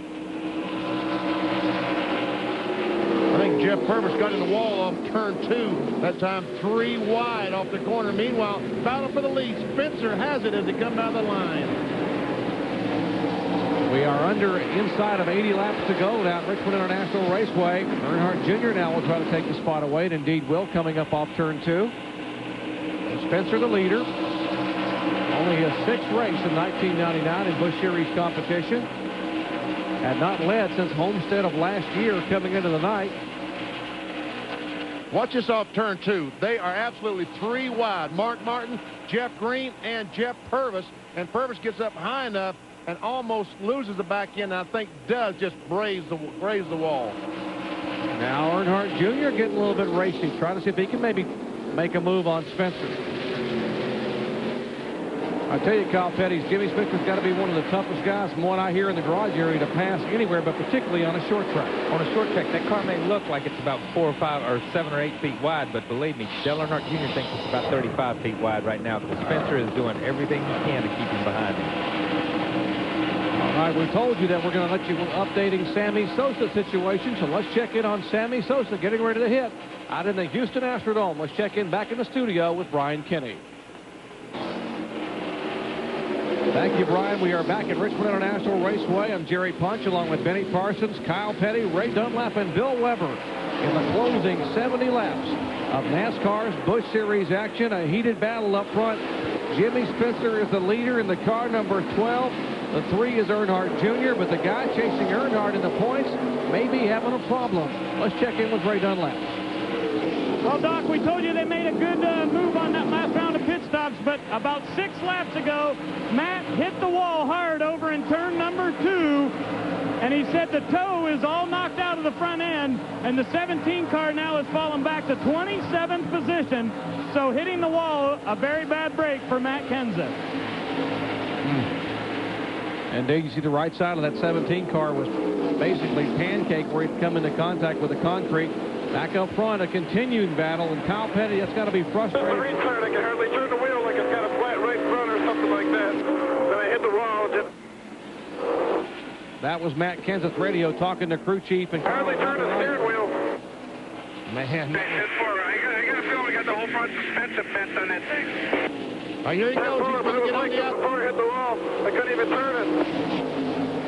Matt Kenseth talking to Robbie Reiser and telling me as he came off the corner, he couldn't turn it. Oh, Earnhardt wants on the outside so bad. I think he's going to make it on the outside this time. Well, he's up on the outside. They touch. There's contact coming off of turn 2. And now there is the car number 60. That is Mark Martin may be able to make a move out. He will take the spot away from Earnhardt. Earnhardt Jr. had to back off the gas when Spencer came off the corner and made him squeeze out of the gas. And Mark Martin saw that and jumped to the inside, took the spot away. Yeah, but, you know, one of these deals right now is, you know, somebody should be telling Dale Jr., hey, Kenseth's having trouble. He's already hit the wall. Protect yourself. You don't have to go up here and win this race tonight. All you got to do is play it smart. And, you know, he may be doing that. He may not be doing it. I don't think if his name's Earnhardt, he ain't doing it. He's going to the front. I can tell you that right now. But that was an opportunity when he checked up. Here's Mark, the only car that we've seen pass on the inside and pass both of these cars. He's back to the lead around the 3 car and the 12 car. All right, Mark Martin, who picked up his 5th win last week at Darlington, 5th win of the 1999 year, 39 career Busch Series victories, more than anyone else in the 14-year history of this Busch Series. Mark Martin showing the way here with less than 65 laps to go at Richmond International Raceway. Battle for the 9th position between Kenny Wallace in the 25, the Duraloop Chevrolet, Tim Feedwell, the Pontiac, the Stanley 2 Pontiac, and Elton Sawyer back there in the 98 car, Lysol car, watching this. He's in the 11th spot. Here comes Earnhardt, the battle for second. Well, he is down on the bottom of the racetrack, and you saw Spencer's car move way up across the racetrack. That was the opening Earnhardt needed. Well, Spencer just let him go. I mean, he just said, okay, Mark Martin has got by me. I'll let you go up there and try to win the race. But when it was for the lead, he was going to block all he could. But once Martin got by him, he just kind of moved over and let Earnhardt Jr. go by. But, you know, as a driver, that just makes you mad because you wore your tires out trying to get around the 12 car. Couldn't get around him, couldn't get around him, couldn't get around him. Somebody else comes up and passes him, and then he pulls over and lets everybody go by. And he lets you go by, too, but it just makes you mad that you wore your stuff out. Now, Elton Sawyer's been able to get by the 36 car Feedwell, and here comes Curtis Markham, the 29 car, back up on the inside. Curtis Markham having a great run tonight in the Husqvarna car. Curtis, a Virginia native, an infrequent competitor in the NASCAR Busch Series, looking for a good full-time ride. Very talented driver, former Winston Racing Series regional champion. He had worked his way up into the top 10 and had a bad pit stop and had dropped back. the 16th or 17th, and now he's worked his way to be right outside the top 10 again. Jeff Green trying to get by Spencer. He's on the bottom of the racetrack. Squirts out, but that Spencer has the good. He's got momentum and maintains that position. And Bill Weber, our pole sitter behind the wall. Yeah, Jerry, Jeff Burton's night is finished. They picked up a front-end problem. He had a real bad chattering problem with the front tires, and basically they were in a situation where they knew they weren't going to win. It was pretty much in the way on the racetrack. They want to race that car again later this year, so they've decided to park it. Basically, he could not hang on any longer. High hopes for the home state kid, but we'll be wishing for better things tomorrow night. All right, indeed. Hopefully for better things and some contact. Rubbing fenders. They call Richmond the action track. Battle for position here side by side. Spencer and Jeff Green, neither one willing to give a quarter. And take a look at the car number 35 right behind him. That's Elliott Sadler, who has come all the way from 35th starting spot.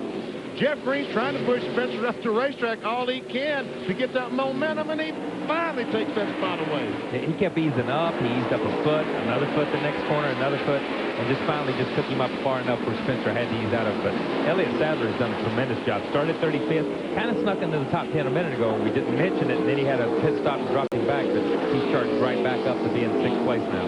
All right, as you watch that battle, Earnhardt making another run for the lead up front. He had a fender underneath the 60 car of Mark Martin, and Martin was able to pull away by a couple of Carleys coming up off the corner.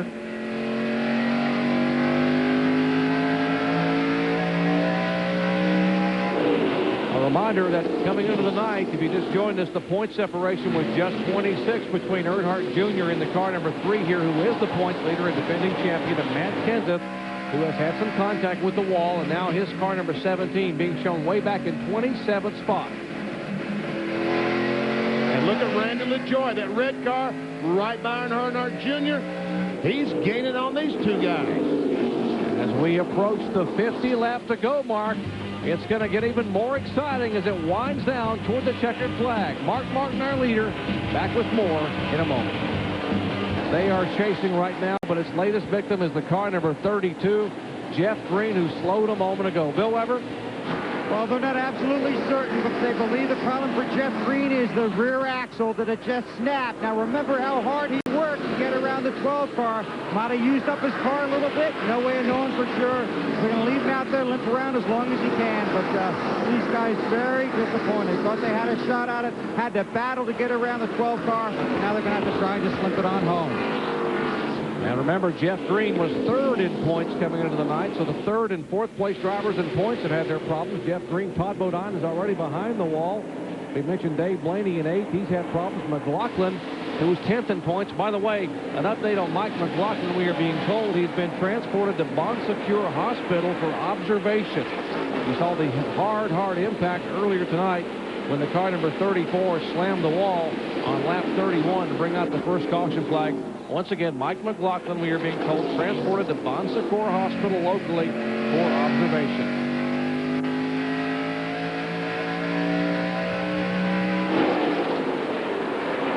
Here we see Jimmy Spencer has fallen back to the grasp of Elliott Sadler in the 35, the Scana Chevrolet. And Jason Keller, the 57 car, back in 6th spot.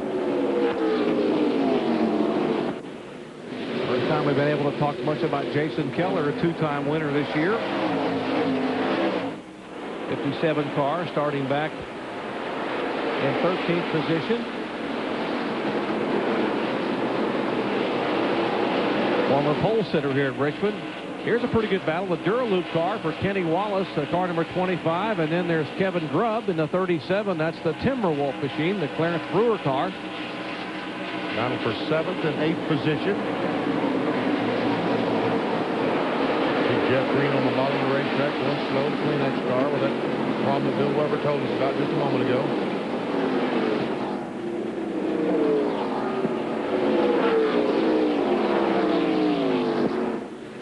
Just 43 laps remain here at Richmond International Raceway. Mark Martin is our leader. Earnhardt Jr. in 2nd spot. Randy LaJoy all the way from 23rd starting spot is 3rd. Spencer is 4th. Elliott Sadler from 35th starting spot all the way up to the top 5. Jason Keller is 6th. You get your Battle back here and is you'll be 7th pulling and them down 8th. again.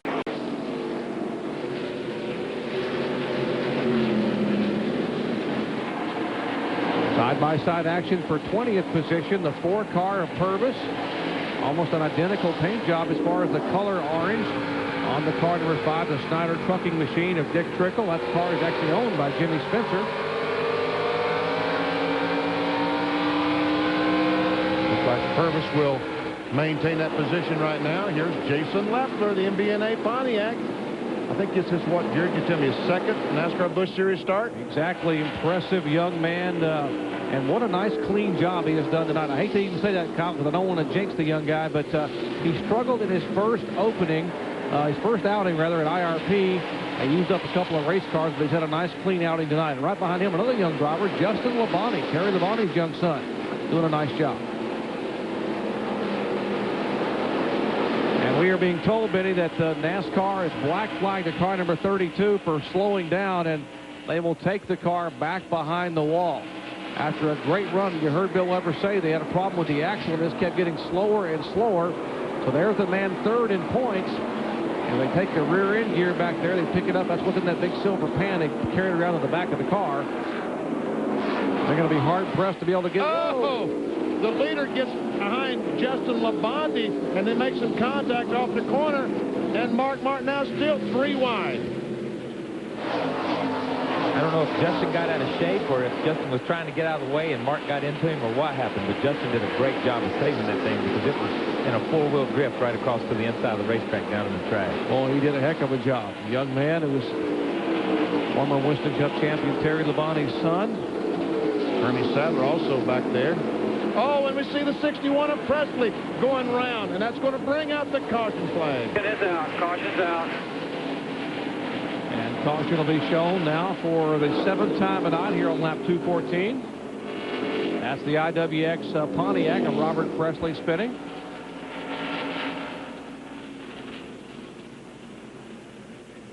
Let's show you what happened a moment ago to Mark Martin as he was coming up to pass Justin Labonte. The 60 car is Martin, the 44 is Labonte. Labonte just gets a little bit sideways right in front of him. Yeah, he's got down below the 18 car, and he just stands in the gas, and it just jumps out from under him. Mark takes it down in there. Justin's not sure what's going on. Justin goes on down in the corner, sees Mark, and backs off a little bit. Lets Mark and Leffler go to the high side there. The 61 car that spun was running in 10th at the time he spun. All right, leaders, pit stops. We are inside of 45 laps to go.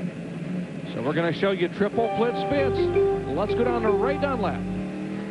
Mark Martin will come in the Winn-Dixie Ford. We see the AC Doco Chevy of Dale Earnhardt Jr. in the 1 car of Randy LaJoie. Martin, a routine pit stop here, said he's very happy with the car. 2 tires go on for the 3 car, 4 tires for Mark Martin, now to Bill Weber. Jimmy Spencer is here. They plan to get 4 tires. I'm really surprised that they're going to do that. I thought maybe they just would take 2 for track position, but it's a 4-tire change. Fuel for weight at the back of the car. The 3 is apparently going to be the 60 off of pit road. Now the 12 is away. He'll drag race the 1 to the line, and it's the 36 off of pit road. Wow, great work by Tony Urey Sr. and Jr. to get Earnhardt Jr. out in front of Mark Martin after that pit stop with just 35 laps to go. There is the Winn-Dixie onboard camera. You see them trying to get some heat in their tires. Now, why do we have caution coming out for the 7th time tonight? Well, we'll show you. Robert Presley's Pontiac had a little bit of a problem. Goes down the corner, just a little touch from Chad Chaffin. And he finally tries to save it. No, he can't save it. Around it goes. Action hot and heavy at Richmond International Raceway. We'll come back with the final laps after this. Stay with us.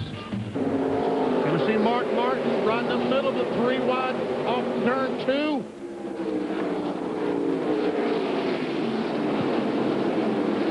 I wouldn't want to be in Mark's shoes right now, not in the middle of that.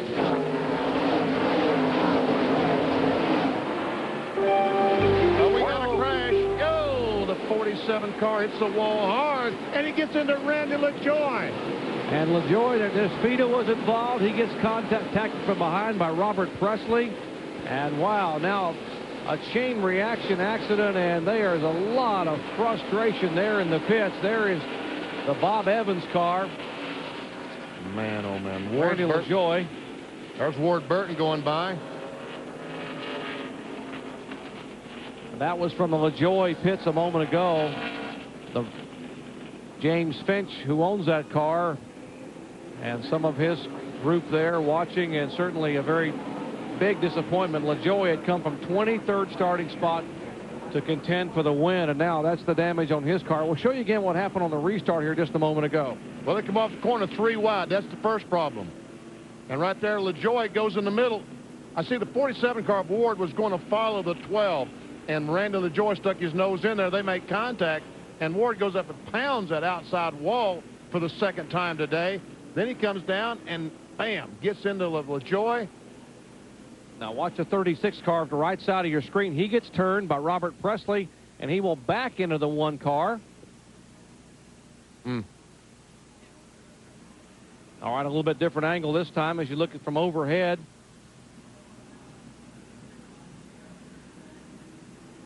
Ward hit that wall pretty hard. Watch how he hits the 1, and the 1 car gets up in the air, dances in the air. Fedewa thinks he's through, and he gets hit from behind by the 61 car. Presley was trying to avoid the incident. And Tim Fedewa, who was leading just a few laps ago, now is involved in an incident. Now, down in James Finch's pits and LaJoie pits, they're watching the replay and the monitor. Oh, frustration. We had such a great night going. We had a chance to win this thing, and now that's what's left of our race car. Heavily damaged. He tries to pull behind the wall, try and get the car to turn behind the wall. He turns right in front of the damaged car of Ward Burton. See, the right front tie rod is broken, so the right front wheel, well, he is turning a little bit right now, so but he does get it behind the wall. Tough break. Oh, indeed. Caution for the 8th time tonight. For those of you tuning in to our NFL programming, the Browns are back. That'll be coming up next at the conclusion of our coverage of live NASCAR action from Richmond International Raceway. Working caution number 8. Back with what we hope will be the final laps in just a moment. Just for Men blends away gray hair in 5 minutes. Looks so natural, no one can tell. By the more than 2,700 AutoZone stores across America. AutoZone, the best parts in auto parts. And by Daytona USA, the official attraction of NASCAR. You don't think our NASCAR fans are tuned in? He knows exactly what's coming up next. Browns are back. He's a Dick Trickle fan. How about that? Thank you very much indeed. That is indeed what's coming up next. The Browns are back. Our NFL programming coming up at the conclusion of our coverage of NASCAR Busch Series action from here at Richmond International Raceway. Let's check in on the pits with Bill Weber. Okay, here is the right axle that just came out of Jeff Green's car. They've replaced it and sent him back out on the track. This goes to the drive flange, or the wheel side of the car. This goes in the rear end gear. You can see both these sides look the same when it starts, but not when they finish. This totally broken off. They're very disappointed. They were in a points battle, currently 3rd, trying to run down Kenseth and Earnhardt. But BP, you can see, and Kyle, how this broke off here. The other side's fine. That's some wear and tear. This is only 2 races old, this axle. You know, the amazing thing about that, the NASCAR Busch Series cars use a 390 carburetor, so they only produce about 525, 550 horsepower. The NASCAR Winston Cup cars use the same thing with 725 horsepower. So all that difference in torque, and it still broke the axle. That's right. You ever see Mark Martin on the inside of Earnhardt? Oh, and he's behind Chad Chapman in the 77 car. Earnhardt blocked in with less than 25 laps to go. This is for the lead, or will be for the lead, as Jason Keller is being shown as the leader on the restart. And Elton Sawyer right there, that Mark Martin's on the inside going for $1 million. Can Martin get on the outside now of the Shane Hall car? Yes, he goes in a second. And that Elton Sawyer, by the way, his sponsor, Lysol, will donate $1 million to Children's Health Fund if he wins it tonight. A lot of people back at the Children's Health Fund pulling for that car number 98, Elton Sawyer. And the guy who was a big loser in that wreck a moment ago, who was a contender to win it tonight, Randy LaJoie, standing with Ray. Driving a race car is a lot of fun, right? It was the lap 220-something. You know, I got to hand it to Bob Evans crew. They gave me a race car tonight, and we were coming. A final adjustment, I think. You know, we had something for the leaders, but got caught up in some lap traffic, I guess. That's tough here.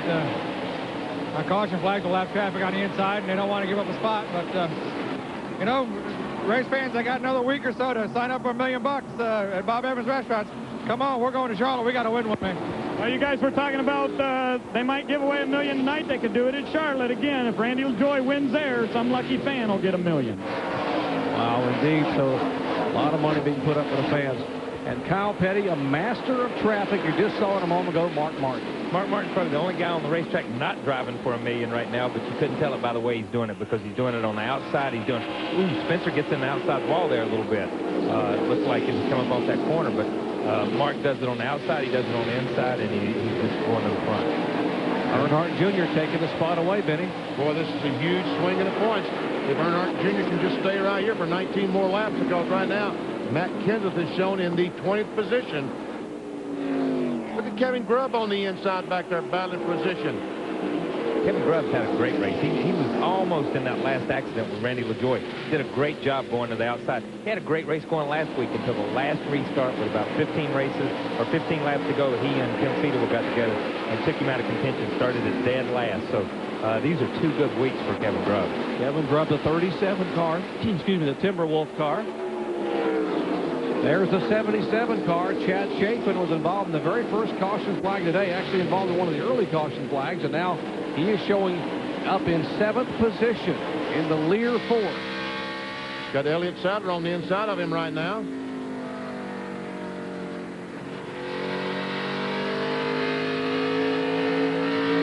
Lucas Oil Products Telemetry, the world leaders in heavy-duty and high-performance lubricants, showing you the speed now of Shane Hall's car. So you can tell what a beat-up race car looks like, and we saw him earlier up to 142 miles per hour down the front stretch. This time, about 135 miles per hour. So all that beating and banging they've done tonight has not helped the speed on that car. Back up front, Mark Martin is the guy they're chasing in the Winn-Dixie Ford. Martin, who won here in the spring in Busch competition, trying to hold off the challenge of Earnhardt Jr. in the 3 car, back in 2nd spot. Spencer is 3rd in the 12 car. Earnhardt Jr. is closing. He's closing. Now, he might be a little bit faster, but I don't know if he can do it on the inside. Meanwhile, you're 3rd, 4th, and 5th. Mark's not giving up the outside. I think he's going to let Earnhardt have the inside, Kyle. Yeah, I think he is too. A minute ago, right before they had the accident, Earnhardt Jr. tried him hard for about 10 or 12 laps, and then he just settled in, and Mark began to pull away. And, you know, we're going to be in that window until about 4 or 5 laps to go, and it's going to be a tough race until you get to that point. Earnhardt Jr.'s favorite race car. He told me earlier tonight this is the one he won with here last fall when he dominated this race, the one he won with at South Boston, Virginia earlier this year. Both Earnhardt Jr. and Mark Martin each have 5 Busch Series victories in 1999. Now Mark has moved down to the bottom of the racetrack because it looks like that Earnhardt Jr. is making some progress there. So look, he's now moved to the bottom of the racetrack. I guess he's going to try to run wherever Dale Earnhardt runs. Shots from above, courtesy of the fine folks at our Outlaw Copter Camp, giving you this panoramic view of the final laps. 12 to go. As you look down on the car length and a half separation between 1st and 2nd place. Let's check in the Mark Martin pits with Ray Dunlap. Well, Doc, you said that Dale Earnhardt Jr. has his favorite car. Same thing for Mark Martin. As I said, this is number 52. Same car that won here at Richmond in the spring. It also won at Vegas. Mark Martin did not take one single lap in happy hour. Not one single lap. When they call it happy hour, you know he was happy with this car because he didn't even practice. Wow, that's quite a statement not to even go out in happy hour. Final lap, Benny, are coming up on 10 to go. And right now, that 3 car is all over that back bumper, knowing that here he goes to the outside. He's on the outside. He's got that position. Can he hang on? Can he keep the car high? Now he's pulling even with him down the back straightaway. There's some lap traffic up there right in front of Earnhardt Jr., and it moves high. That's Buckshot Jones who moves up and gets out of the way. Kyle, this may be the move to let Earnhardt take the lead. Yeah, once he got to the outside, you know, Earnhardt's cars worked on the inside and on the outside. But this is the first time we've seen anybody pass Mark Martin all night long, I think, especially on the outside. So Earnhardt Jr. does go in front.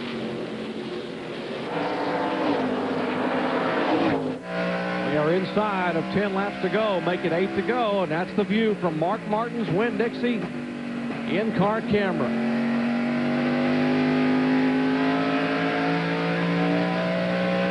Dale Earnhardt Jr. won this race a year ago. starting on the outside front row. Now he's trying to get on the inside of Earnhardt Jr.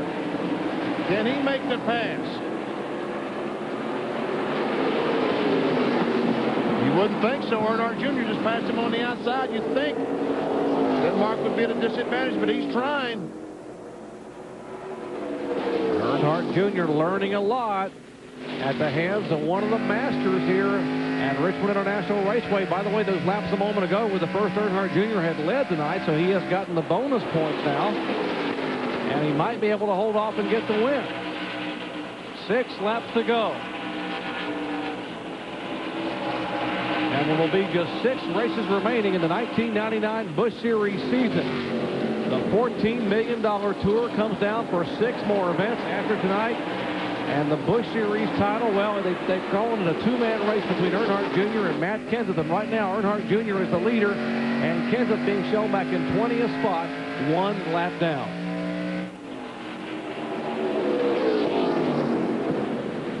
It does appear Mark can make that challenge. Maybe he's sitting back there. Maybe he's just trying to lull Earnhardt Jr. thinking he can't make a move. But I just get the impression that Mark can't do anything with him right now. It doesn't look like Mark can do anything, but, you know, don't ever underestimate Mark Martin in a race car. God only knows what he's thinking at this point in time or what he's going to do. Mark's car looks a little tight. When you go to the in-car camera, it looks a little bit tighter in the middle and a little bit tighter up off the corner. He's not running that smooth line that he had been earlier. 3 laps to go. Riding along now with Mark Martin as he watches the 3-car begin to stretch it out a little bit. So watch as he goes down the corner, turns that wheel to the left, and keeps turning to the left, keeps turning to the left. Not much going back to the right, is there, Kyle? No, you saw it jump back to the right coming out of turn 2, and a lot of times it'll do that at this racetrack. When the car's got a little push, it'll push up off the corner and then snap loose on you. You saw that from the lap before where you had to correct back to the right around here.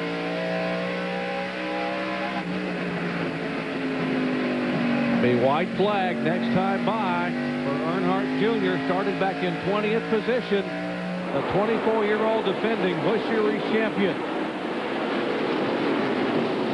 Trying to pick up his 6th victory in 1999. Is less than a half a mile away from the checkered flag. This win tonight by Earnhardt Jr. will extend his points lead over Matt Kenseth as he comes out of turn 4, and these fans are on their feet waving. And Dale Earnhardt Jr. wins at Richmond, Virginia in the Autolite Platinum 250. And here's a battle for position out of turn 4. See Chapman in the 77 and the 4 car. Looks like Chad in the 77 car will take that position, and that will be for the 9th spot. Great run by Chad Chapman. And how about the run by Dale Earnhardt Jr. from 20th starting position? A young man who had lost points the last 2 weeks and looked totally preoccupied earlier today in the pits. And look at this smile and that finger wave, and listen to that crowd as they cheer the 3rd-generation driver. And I expect we're going to see some donuts right now. Indeed, we are.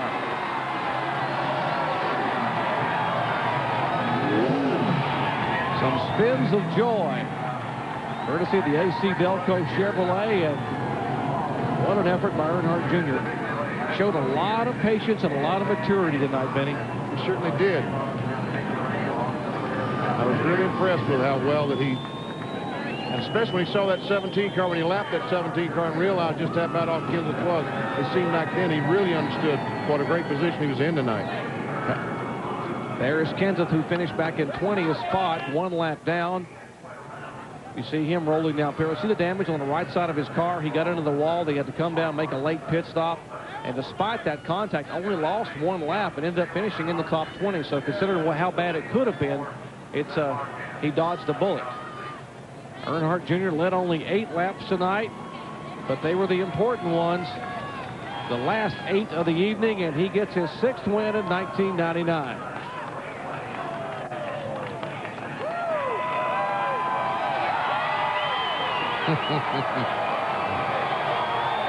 Let's go down to our McDonald's winner's circle and hear from the winner. Here's Bill Weber. And a very emotional and excited Dale Earnhardt Jr. climbs down from the window on his car after a brief celebration after an exciting evening. Congratulations. Thanks a lot, man. I tell you what, we had a great race car. We can move around a little bit, get the car working high and low when we need to. What can I say? I mean, the car just went to the front. I just steered it and mashed the gas, and it done the rest. Well, you had to pass some guys on the high side, and then you had to battle Mark there in the closing laps. Tell us about that. Well, the high side was working pretty good. When the tires get about 15, 20 laps on, the tires will get pretty wore out, and you can move up the track and get some more grip, and there's still some sealer left up there. And I got Mark thinking, I guess, that I was working better on the bottom. And he moved down there, and so I jumped to the outside and took advantage of it. Your buddy Matt Kenseth had a very rough night. That's big news for you. You were able to increase your points lead. Yeah, I saw all them boys having trouble. I think all three of them behind me had trouble, but I'm just glad to be in victory lane, man. Number 6, we're going for 8. Congratulations. Thank you. Dale Earnhardt Jr. celebrates in victory lane again. Indeed, his 6th win of 1999. We take a look at our unofficial results. Earnhardt Jr. takes the victory. Mark Martin, a great run. Of course, finishing in 2nd spot. Promo our coverage tomorrow from Richmond.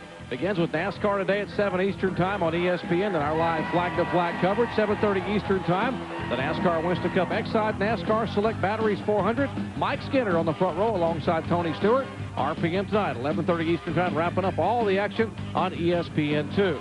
Our results from tonight, unofficially, of course, from NASCAR's Busch Series action, Earnhardt Jr., Martin Spencer, Kenny Wallace, and Kevin Grubb rounding at the top 5, but a great run by Elliott Sadler back from 35th position. We'll check out 16 through 30 this afternoon. We see just 18 cars on the lead lap. Mark Green will be the first car 1 lap down. Jeff Fuller will finish back in the 30th spot. All right, in the final positions, you see Mike McLaughlin. By the way, he was taken to a nearby hospital for observation. We'll update you tomorrow in our coverage from NASCAR Winston Cup. The points, Earnhardt Jr. gains an additional 77 points to now lead by 103 over Matt Kenseth with 6 events remaining. Now, coming up next, of course, our NFL coverage. The Browns are back. That's up next, our National Football League coverage. The Browns are back. For Bill Weber, Ray Dunlap, Kyle Petty, and Benny Parsons, I'm Jerry Punch. Once again, congratulating the 3rd-generation driver, the son of the Intimidator, Dale Earnhardt Jr., our winner tonight.